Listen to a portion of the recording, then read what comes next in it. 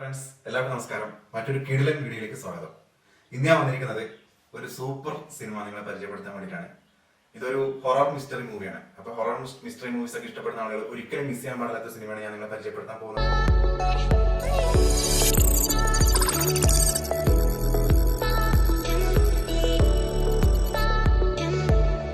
2019 release ചെയ്ത മിഡ്സോമർ എന്ന് പറയുന്ന മൂവിയാണത്.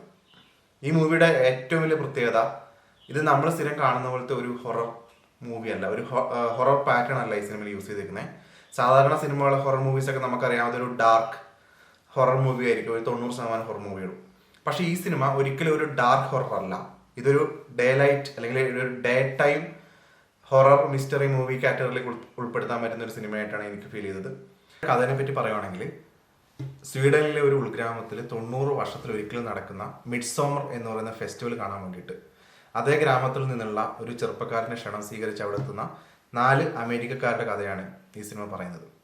അവരവിടെ എത്തുന്നതും അതിനുശേഷം ആ നാട്ടിൽ സംഭവിക്കുന്ന കാര്യങ്ങളൊക്കെയാണ് ഈ സിനിമയിൽ ഉൾപ്പെടുത്തിയിരിക്കുന്നത്. ഫുൾ ഒരു ഡേ ലൈറ്റിൽ നടക്കുന്ന കാര്യങ്ങളാണ് ഇതിൽ ഏകദേശം എനിക്ക് തോന്നുന്നു ഒരു 80% കാര്യങ്ങളും ഈ സിനിമയിൽ കാണിക്കുന്നതൊക്കെ ഡേ ലൈറ്റിൽ നമുക്ക് കാണുന്നതാണ്. അപ്പോൾ അതിലാണ് ഇവർ ഈ ഹൊറർ എന്ന് പറയുന്ന എലമെന്റ് ഉൾപ്പെടുത്തിയേക്കുന്നത് പറഞ്ഞാൽ അവർ ഒരു ഫോഴ്സ്ഫുള്ളി ഒരു ഹൊറർ വേണമെന്ന് വെച്ച് ഉൾപ്പെടുത്തിയേക്കുന്നതല്ല, അതിൻ്റെ കഥയായിട്ട് ചേർന്ന് നിൽക്കുന്ന രീതിയിലാണ് ആ ഒരു ഹൊറർ എലമെന്റ് അതിൽ കൂടെ അതിൻ്റെ സൈഡായിട്ട് ഇങ്ങനെ പോകുന്നത്. എനിക്ക് എടുത്തു പറയാൻ തോന്നുന്ന മറ്റൊരു കാര്യം ഇതിന്റെ ആർട്ട് വർക്കാണ്.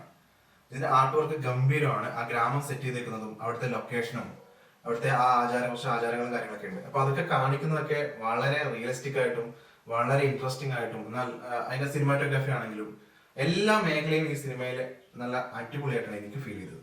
നമ്മുടെ ക്ലീഷകൾ, സ്ഥിരം ഹൊറർ മൂവീസിൽ നമ്മൾ കാണുന്ന ക്ലീഷ ഒന്നും ഈ സിനിമക്കകത്തില്ല. അതായത് കട്ടിലിനിടയിൽ പ്രേതം വരിക, ലൈറ്റ് പോകുമ്പോൾ പുറകിൽ പ്രേതം നിന്ന് പേടിപ്പിക്കുന്ന പരിപാടി, അങ്ങനത്തെ അലമ്പ് പരിപാടി. അലമ്പ് എന്ന് പറഞ്ഞാൽ അത് ഒരു ടൈമിൽ അടിപൊളിയായിരുന്നു, പക്ഷെ ഇപ്പൊ കാണുമ്പോൾ അതൊരു ക്ലീഷയാണ്.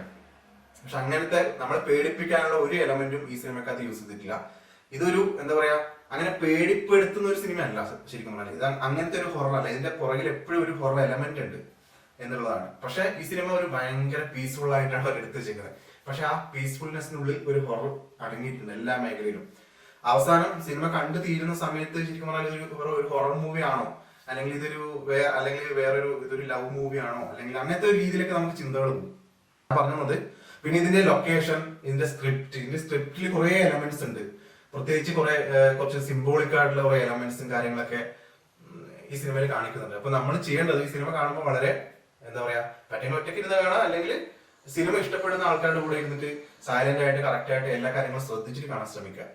ഇത് സിംബോളിക് എലമെന്റ്സ് ഒക്കെ എനിക്കും കുറെ മനസ്സിലായിട്ടൊന്നുമില്ല, കാരണം ഞാൻ അത്ര ഡീപ്പായിട്ട് ഉള്ളിലേക്ക് പോയിട്ട് ഇങ്ങനെ നോക്കുന്ന ആളൊന്നുമല്ല. പക്ഷെ അങ്ങനെ മനസ്സിലായില്ല. പിന്നീട് സിനിമ കണ്ടതിന് ശേഷം മറ്റൊരു യൂട്യൂബർ ഇട്ട ഒരു വീഡിയോ ഞാൻ കാണാൻ ഇടയായി. അപ്പൊ അതിനകത്തുനിന്നാണ് ഈ കുറെ കാര്യങ്ങൾ മനസ്സിലാക്കാൻ പറ്റിയത്.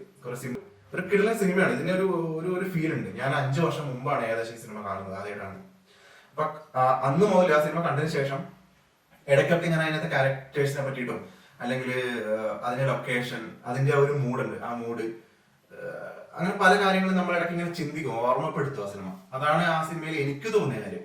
ഈ സിനിമ എന്ന് പറയുന്ന സാധനം എല്ലാവർക്കും ഒരേപോലെ ഒന്നുമല്ല. പല ആളുകൾക്കും പല രീതിയിലാണ് അതിന്റെ ഇൻഫ്ലുവൻസ് ഉണ്ടാവുക. എനിക്ക് ഈ സിനിമ കണ്ടപ്പോൾ തോന്നിയ കാര്യമാണ് ഞാൻ പറഞ്ഞത്. എനിക്കിത് ഹൈലി റെക്കമെൻഡ് ചെയ്യാൻ തോന്നിയൊരു മൂവി ആയിട്ടാണ് തോന്നിയത്. അതുകൊണ്ടാണ് ഞാൻ ഇതിനെക്കുറിച്ചൊരു വീഡിയോ ചെയ്യണം എന്ന് തീരുമാനിച്ചത്.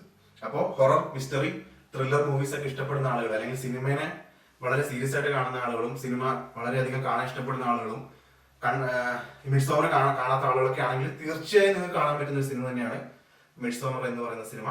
അപ്പൊ നിങ്ങൾ ഈ സിനിമ കണ്ടിട്ടുണ്ടെങ്കിൽ നിങ്ങൾ താഴെ കമന്റ് ചെയ്യുക, നിങ്ങളുടെ അഭിപ്രായം എന്താണെന്ന് കമന്റ് ചെയ്യുക. നിങ്ങൾ കണ്ടിട്ടില്ലെങ്കിൽ തീർച്ചയായും കാണാം. കണ്ടതിന് ശേഷം നിങ്ങളുടെ അഭിപ്രായങ്ങൾ കമന്റ് ആയിട്ട് രേഖപ്പെടുത്തുക. അപ്പം മറ്റൊരു അടിപൊളി വീഡിയോ കാണുന്നവരെ